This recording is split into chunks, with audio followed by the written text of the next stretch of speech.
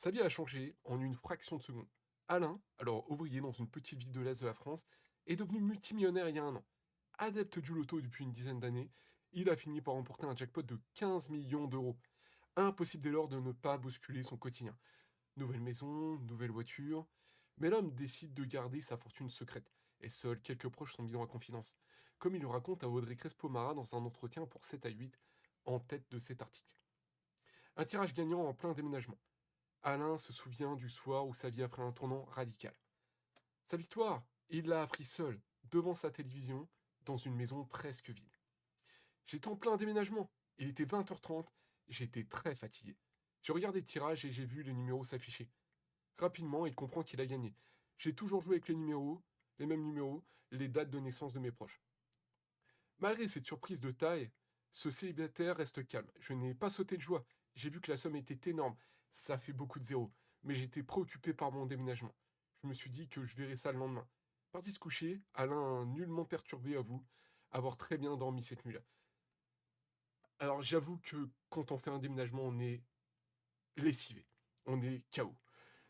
Mais il est resté hyper stoïque. Je trouve qu'il est resté très très stoïque. Ne pas compter son argent en fin de mois, ça rend la vie plus facile. Alain gagnant au loto. Ça ferait un très très bel épitaphe. Après avoir pris conscience de son nouveau statut de millionnaire, le gagnant a tout de même commencé à changer de vie. On modifie ses habitudes tout doucement. Première décision, quitter son travail, qu'il occupait depuis 30 ans, dans l'industrie automobile. J'ai pris rendez-vous avec ma DRH et j'ai démissionné. Puis il a déménagé réalisant son rêve de toujours en achetant une villa sur la côte atlantique, rénovée par un architecte et avec piscine. 2 millions d'euros dépensés, un très beau cadeau, avoue-t-il. Il acquiert ensuite 5 voitures, dont une Porsche et une Aston Martin. Et 2 ou 3 montres, qu'on imagine de luxe. Ses nouveaux plaisirs quotidiens, faire ses courses dans les petits commerces de proximité de quartier et plus dans les grandes surfaces. Et partir profiter du cocher de soleil en bateau. Une vie de retraité aisé en somme. En vérité, moi je trouve qu'il reste très rationnel et très très stoïque et il y va vraiment tranquillement. Il n'a pas tout dilapidé. Il s'est fait plaisir, il s'est fait plaisir, mais on va voir aussi, voilà, 40 000 euros par mois. Divorcé, Alain n'a pas encore annoncé à toute sa famille avoir gagné au loto. J'ai prévenu l'une de mes sœurs et mon ex-femme, mais pas notre fils qui a presque 30 ans. Désireux qui continue à travailler comme lui, il a fait 18 ans. Il a cependant comblé de cadeaux en lui offrant un appartement et des vacances.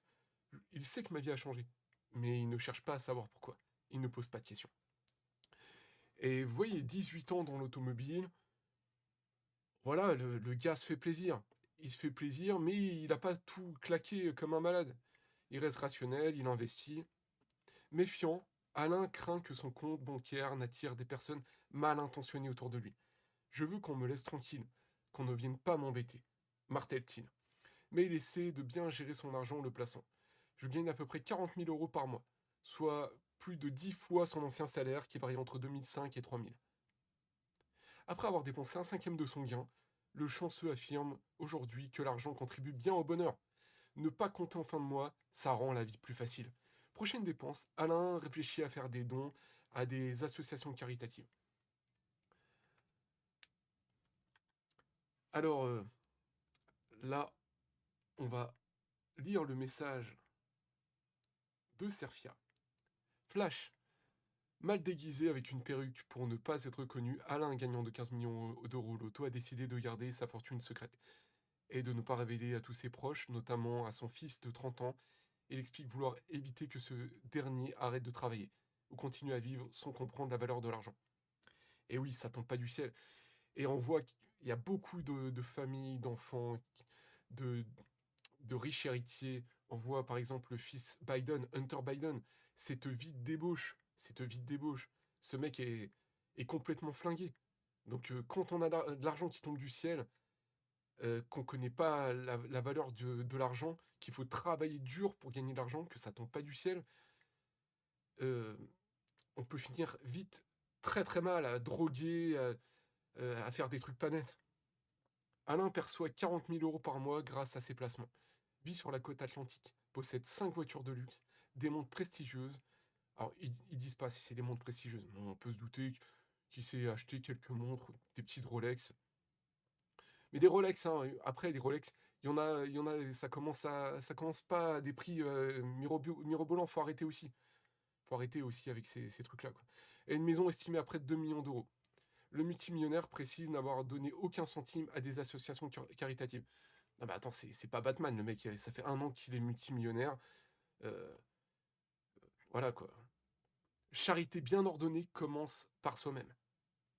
Durant Loïc dit le monde merveilleux du capitalisme, 15 millions sur un jeu dont des millions de Français continueront à compter quand des millions de Français continueront à compter les centimes. Alors votre problème c'est toujours les femmes volées, je vois pas le rapport. Mais par contre la Française des Jeux a été privatisée et je sais pas si c'est si lucratif que ça pour l'État. 27 Jump Street dit l'enchaînement des tweets, un qui a réussi à mettre une perruque pour se cacher et l'autre qui est décédé pour refaire ses chicots. Ah oui, donc oui, Alain voulait rester anonyme, c'est pas son vrai prénom, donc ils lui ont mis un postiche sur la tête, une moustache, enfin vous voyez sur la photo, ils ont pas trafiqué sa voix, et voilà, il ironie sur le fait que il va être reconnu, quoi, c'est pas possible. Et apparemment, il y en a un autre, un Brésilien, qui a remporté 32 millions d'euros au loto, et il a été se refaire les dents. Et malheureusement, il est mort suite à l'opération. Abder Bessaïdi, Aldo Bonnard, voit sa vie se déliter jusqu'au jour où il gagne une fortune au loto. Alors qu'il est sur le point d'annoncer la nouvelle à son épouse, il découvre qu'elle le trompe avec son nouveau patron. Il dissimule sa fortune et feint d'avoir gagné après le divorce.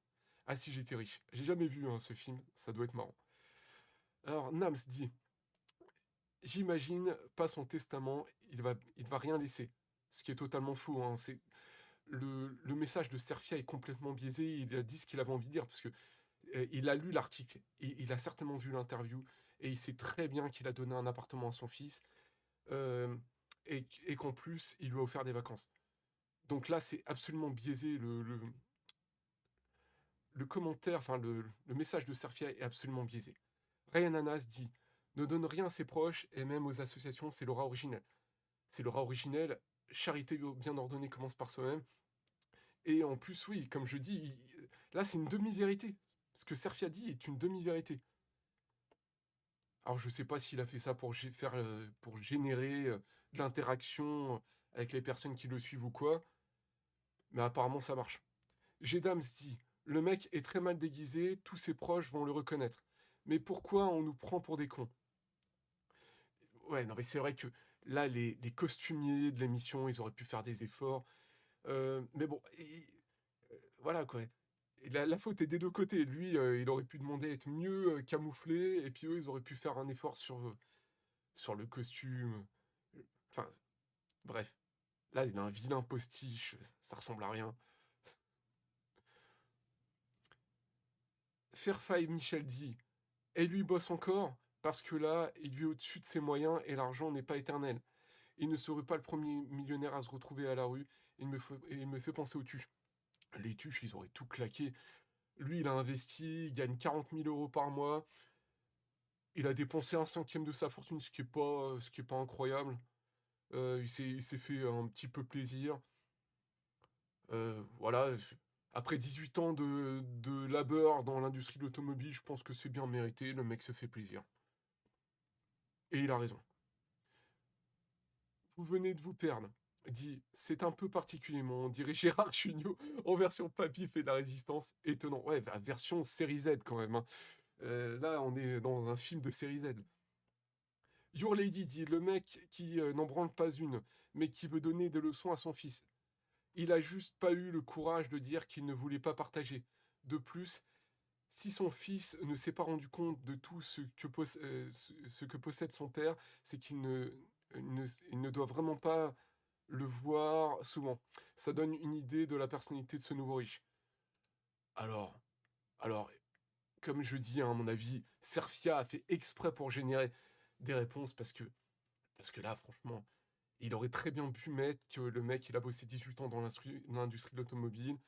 Euh, il aurait très bien pu mettre qu'il a offert surtout un appartement à son fils, qu'il faisait des petits restos avec, ses proches sur un bateau il a un bateau, je sais pas si le bateau lui appartient ou s'il le loue, mais il va faire des petits repas et tout, hem, avec ses proches. Enfin, franchement, il fait plaisir à ses proches, heu, il a offert des vacances et un appartement à son fils, c'est loin d'être un enfoiré, quoi.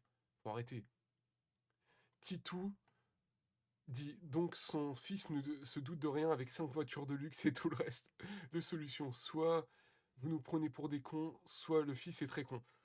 Soit, et il s'en fout, il a autre chose à faire. Et au final, moi, je trouve que sa réaction est assez saine, parce qu'il se pose pas de questions, son père, vit sa vie, lui, il vit la sienne, et bah, son père, quand il voudra lui en parler, bah, il lui en parlera. Sa réaction est plutôt saine.